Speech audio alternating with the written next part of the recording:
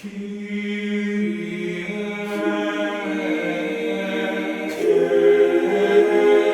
I'm Father Joseph Mary, and welcome back to A Simple Word, where we reflect on the gospel for the coming Sunday.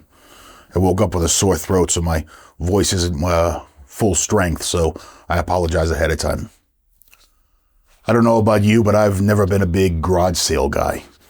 I just feel like I'm rummaging through other people's trash. Well, hopefully I haven't offended too many people with that thought, but a story I heard recently may change my mind about garage sales. A man was picking through the items at a garage sale at a home in Fresno, California. He was looking for antiques, always for antiques, when he stumbled upon two beat-up cardboard boxes of glass plate photo negatives. Pulling one out, he noticed it was a negative of Yosemite Park. On a hunch, the man decided to purchase both boxes for $45 and promptly deposited them under his pool table at home, where they sat untouched for several years. Eventually, the man decided to have them examined by a friend who was an expert. After nearly 6 months of inspection, the expert discovered, to his astonishment, that the glass plate negatives were from none other than the famous nature photographer, Ansel Adams, and they were worth about $200 million. So yeah, to the lady who sold them in her garage sale, and even to the man who bought them, the boxes didn't look like much more than trash. But to the expert with the discerning eye, these were priceless. On this fourth Sunday of Lent, we're presented with the parable of the prodigal son. And it's crucial that we understand the context in which Jesus gives this parable. The religious authorities are scandalized with this Jewish rabbi, this quasi-Messiah. He's eating and he's congregating with tax collectors, prostitutes, and all manner of sinners. And in their minds, they're thinking, doesn't he know what kind of people these are? And Jesus knows exactly what they're thinking. He knows precisely what's in their hearts. Luke writes, so to them he addressed this parable. This is key to the story. The parable begins with a younger son going to his father and asking for the share of his estate that would come to him. But couched behind this language is a callous demand. What the son is really saying is, let it be, Father, as if you're dead. Give to me the inheritance I'm due. Now, can you imagine if one of your children told you, I wish you were dead?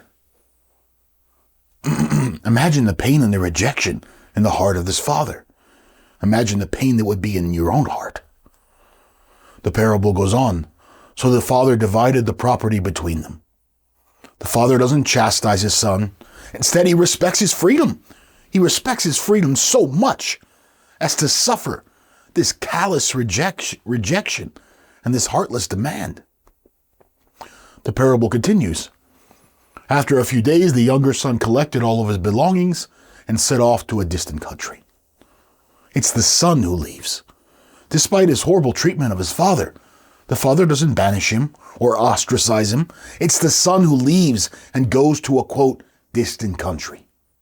The son is far from the heart of his father. And what happens to him when he's far from his father's heart? He loses everything. Disaster comes upon him, and he finds himself in dire need. He's completely lost. He's so lost that Luke says he hired himself out to one of the local citizens who sent him to his farm to tend the swine. The son's so lost and desperate, he becomes a pig farmer. That may sound disgusting to us, but for a Jew, it was utterly forbidden. The law stated, cursed is he who feeds swine. The Jews don't eat swine because that was their staple diet when they were slaves in Egypt. This is the food of slaves. This son, he's starving, and even the food of slaves is denied him. He has lost everything. He's lost his dignity. Worst of all, he's lost his sonship. Looking at himself, his rejection of his father, his squandering of his inheritance, he has nothing. He is nothing. That must be how he felt about himself. So utterly worthless. And in this state of misery, all he can think about is home, better days, how badly he wanted to go back. But it was too late for him. He had done the unthinkable, the unforgivable. He could never be called a son or a brother again. But with slavish determination, he sets off towards home.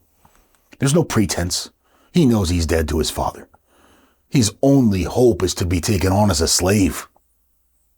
But as he approaches his father's house, something astonishing meets his eyes. His father is running through the fields, running towards him. And for a brief instant, perhaps he thought his father was coming to kill him for daring to return. The boy falls trembling on his knees. He's so full of shame, he can't possibly meet his father's eyes. He could only stammer his rehearsed lines. I no longer deserve to be called your son. Treat me as you would a slave. It's with utter amazement that he felt the strong arms of his father lifting him up from the earth. It was with bedazzled wonderment that he gazed upon the tears flowing from his father's joy-filled eyes. And surely it was like a dagger in the heart when he heard those words beyond hope. My son, my son. My son was dead and he lives again. You were lost, but you've come home. And then turning to his servants, the father cries out, quickly, bring the finest robe and put it on him. Put a ring on his finger and sandals on his feet. Why these things? The father saw his son's scrawny, disheveled appearance, but more, he saw the deep sense of shame and worthlessness in the heart of his son. So he demanded the robe. It was a sign of his worth and his honor.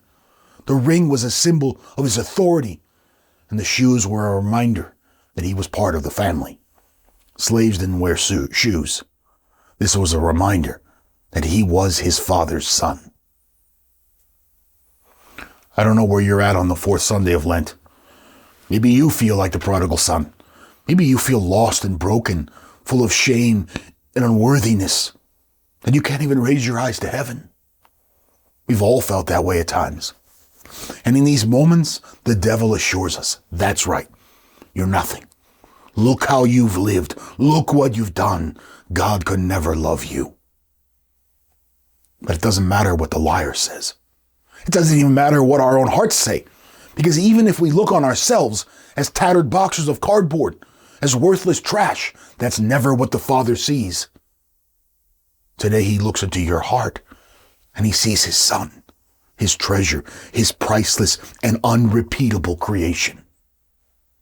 So today turn to the Father in prayer, the Father who loves you, the Father who will forgive everything. And do not be afraid. I'm Father Joseph Marian. Thanks for listening to A Simple Word. If you found this reflection helpful, please be sure to like, share, and subscribe, and we'll see you next time.